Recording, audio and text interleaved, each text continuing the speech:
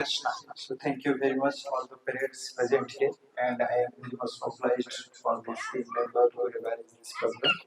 So definitely today is very auspicious day और मैं देख पा रहा हूँ कि जितना भी पेरेंट्स है कि आपके आंखें में कितना इमोशन है आपके बच्चे के लिए और ये डेफिनेटली एक माँ का जो इमोशन रहता है उनके बच्चे के लिए शायद और कोई समझना ये बहुत डिफिकल्ट बात है। तो कुछ दिन पहले एक इंटरनेट में एक वीडियो जो बहुत वायरल हो रहा था, तो ये गुजरात का इंसिडेंट है। तो गुजरात में क्या हुआ, एक मम्मी ने एक बच्चा को पैदा किए और ये थोड़ा सिजेरियन हुआ और उसके बाद अनफॉर्चुनेटली डॉक्टर आके बोले उनके मम्मी को कि ये कुछ सिचुएशन ऐसा है, हम लोग किसी एक को ही बचा सकते हैं, आइदर हो सकता है मम्मी को बचा सकते हैं या बच्चे को बचा सकते हैं। तो ऑप्शंस दिए फिर मम्मी को, और आप लोग जानते हैं मम्मी फिर क्या करेंगे। तो डेफिनेटली मम्मी ने बोले कि बस बच्चा को ही बचा दीजिए।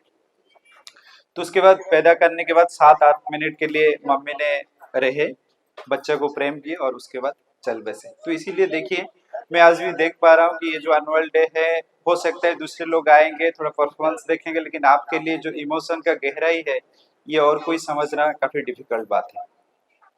तो इसीलिए लंदन के एक स्कूल में एक बार एक टीचर ने उनके स्टूडेंट को पूछे कि आप लोग क्या बनना चाहते हैं। तो डिफरेंट बच्चे जो थे डिफरेंट डिफरेंट आंसर दे रहे थे। कोई बोल रहे थे मैं डॉक्टर बनना चाहता हूँ, कोई बोले मैं इंजीनियर बनना चाहता हूँ, कोई बोले कि मैं लॉयर बनना चाहता हूँ।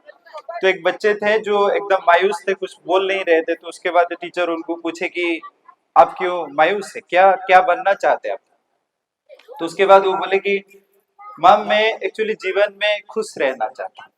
तो उसके बाद उनके जो टीचर थे वो बोले कि रोनित शायद आप क्वेश्चन ठीक से समझ नहीं पाए, आप शायद क्वेश्चन ठीक से समझ नहीं पाए। तो उसके बाद वो जो छोटा बच्चा था वो बोले कि मैम शायद आप लाइफ को समझ नहीं पाए।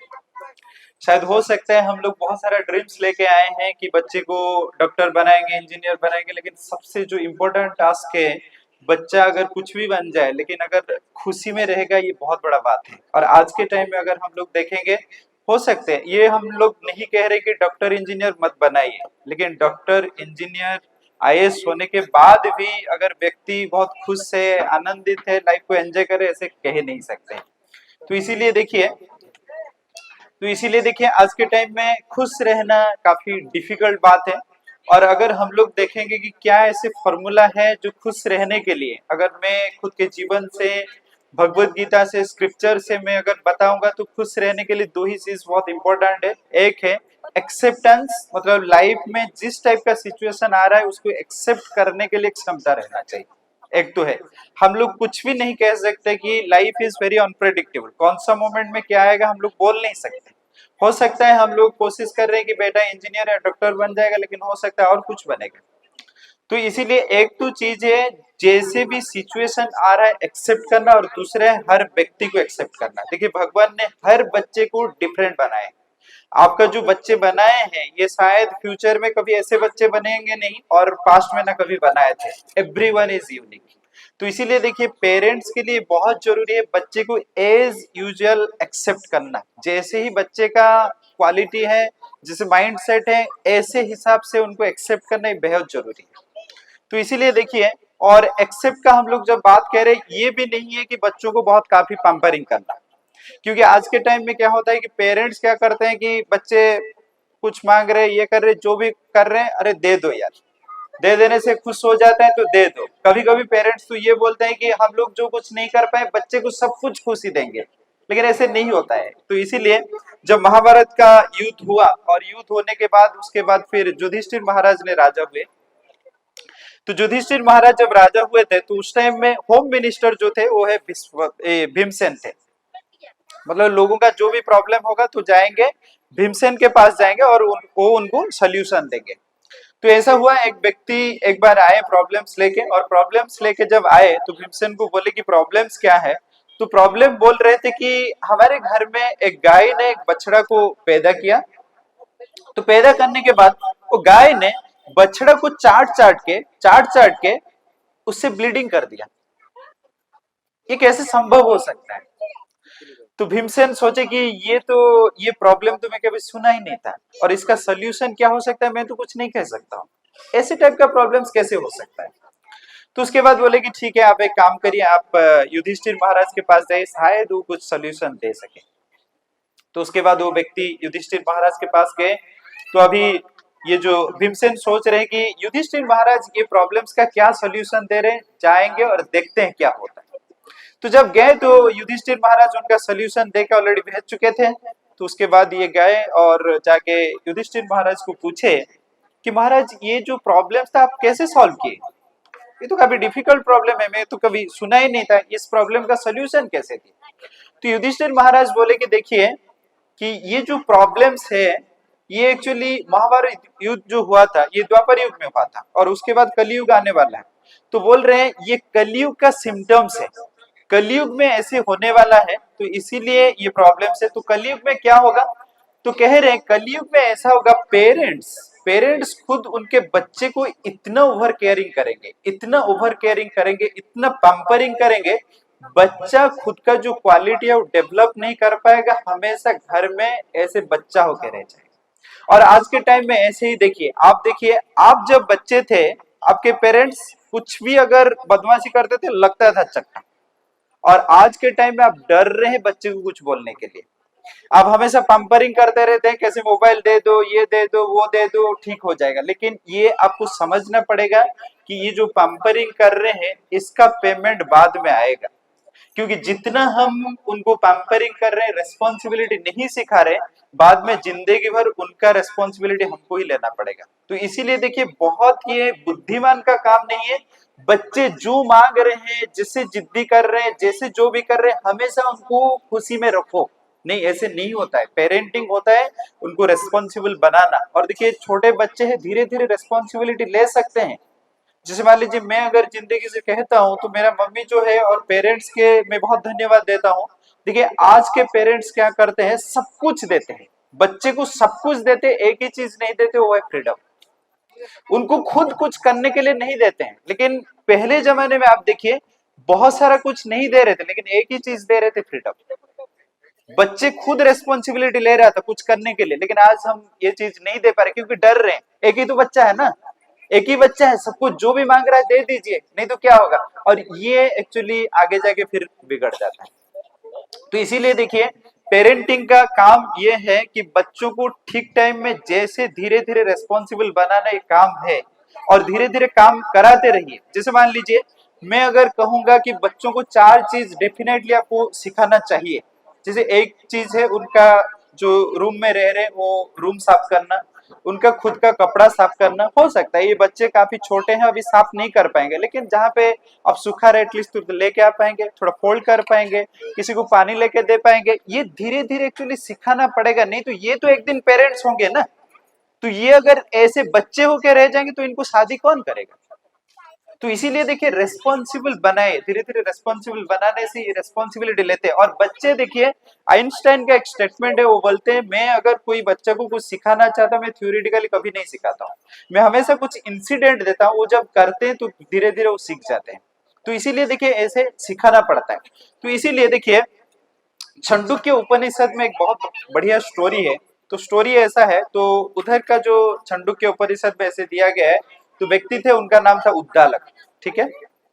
तो उद्दालक जो थे उनका बच्चा का नाम था श्वेतकेतु, ठीक है। तो ये जो श्वेतकेतु थे, तो श्वेतकेतु का जब उम्र हो गया पढ़ने के लिए, तो अभी उद्दालक उनको फिर भेज दिए पढ़ने के लिए। श्वेतकेतु गए और काफी पढ़ाई करके आए। पढ़ाई करके आने के बाद ये उद्दालक को लगा कि बच्चा पढ़ के आया लेकिन इसके अंदर थोड़ा बहुत ईगो है। क्योंकि देखिए विद्या ददाति विनय, अगर विद्या विनय नहीं दिया, विद्या लेने के बाद हम अगर लोगों से अच्छे से बात नहीं कर रहे, अगर लोगों का प्रॉब्लम हम समझ नहीं पा रहे, तो फिर विद्या का कोई फायदा नहीं। अगर डॉक्टर इंजीनियर बन गए लेकिन लोगों का इमोशन समझ नहीं पा रहे, लोगों का प्रॉब्लम्स को हम समझ नहीं पाए, तो फिर ये विद्या का कोई फायदा नहीं है।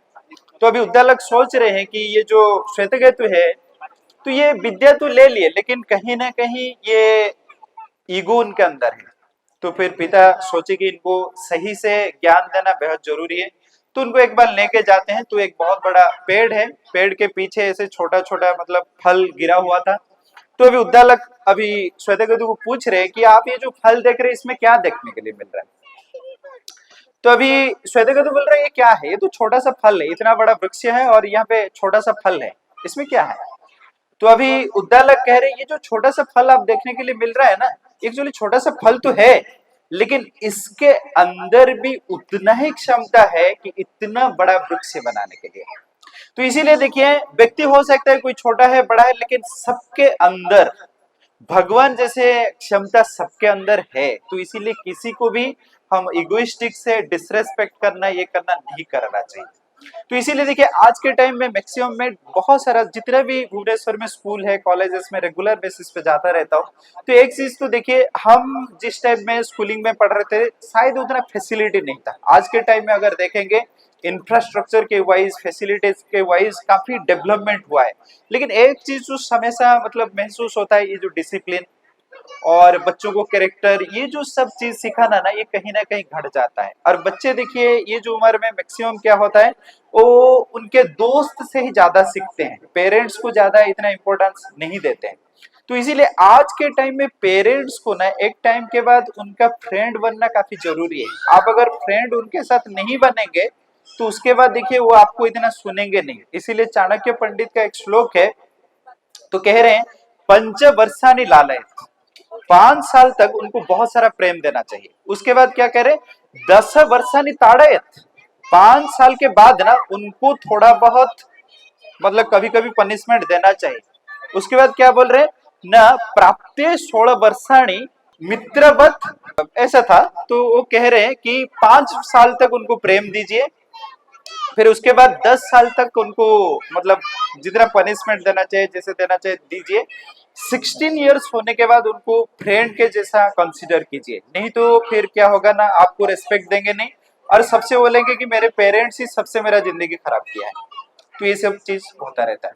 तो इसीलिए देखिए जो स्कूलिंग हम चूज कर रहे हैं मैक्सिमम टाइम में पेरेंट्स ये सोचते हैं कि कोई बहुत बड़ा स्कूल में भेज देने से शायद सब कुछ हो जाएगा।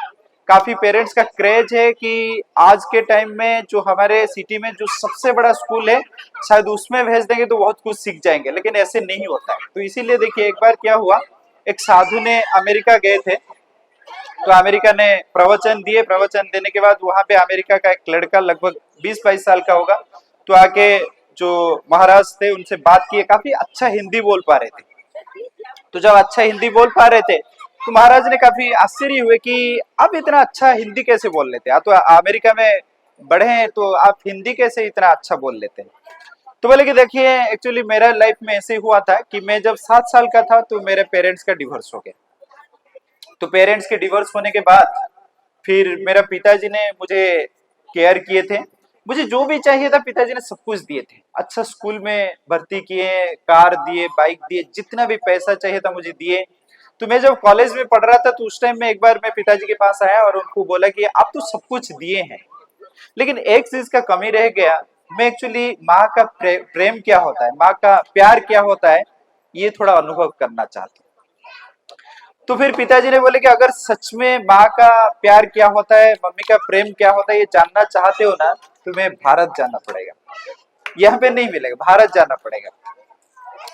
तो फिर वो आके पहुंचे इलाहाबाद में, अभी जो प्रयागराज है, प्रयागराज में आके पहुंचे, एक फैमिली में गए और वहां पे जाके रिक्वेस्ट किए कि मैं एक्चुअली आपके घर में 6 महीना रहना चाहता हूँ, भारत का जो संस्कार और संस्कृति को जानना चाहता हूँ, तो 6 महीना रहना चाहता हूँ।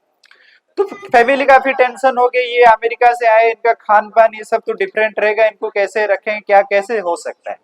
तो उसके बाद बोले कि 6 महीना जो रहूंगा हर महीना मैं 1 लाख रुपया दूंगा, हर महीना मैं 1 लाख रुपया दूंगा। और उसके बाद फैमिली खुश हो गए और बोले कि और कोई दोस्त है तो उनको भी बुला लीजिए तो और 1-1 लाख मिलेगा।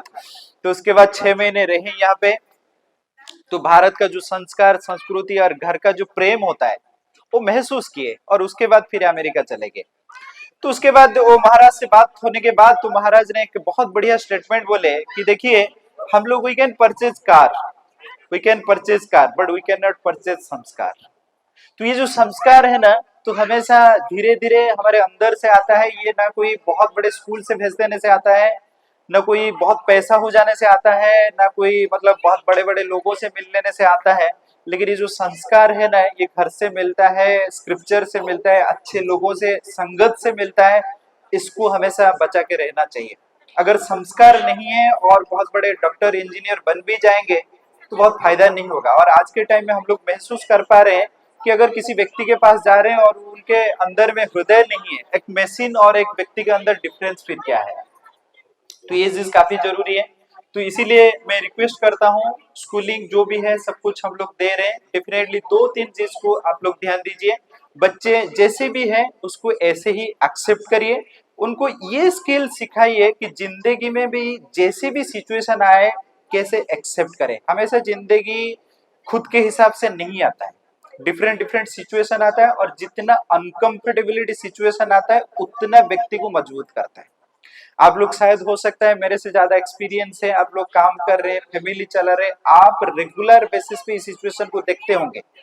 जैसे आप ड्रीम लेके आए थे 5 साल या 10 साल में, जो सपने थे हो सकता है ऐसे नहीं मिला है, लेकिन हर सिचुएशन को आप एक्सेप्ट कर रहे हैं। तो ऐसे एक्सेप्टेंस दीजिए। दूसरा नंबर है रिस्पॉन्सिबल बनाए, और तीसरा है संस्कार को लेके आगे बढ़िए, तो सब कुछ बढ़िया चलेगा। तो इससे कहते हुए मैं फिर आपको धन्यवाद देता हूँ और यहाँ पे रुकता हूँ। हरे कृष्ण।